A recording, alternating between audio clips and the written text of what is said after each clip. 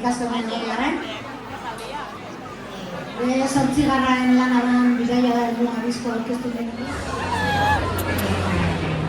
Aurten 25 urte egiten ditugula ere elkarrekin.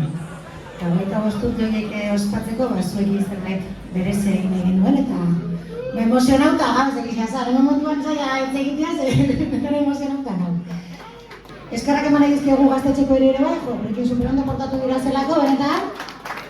Zerako zuekin egonak izateko. Da, bueno, gaur behar dago bertan parte hartu da ben jendia.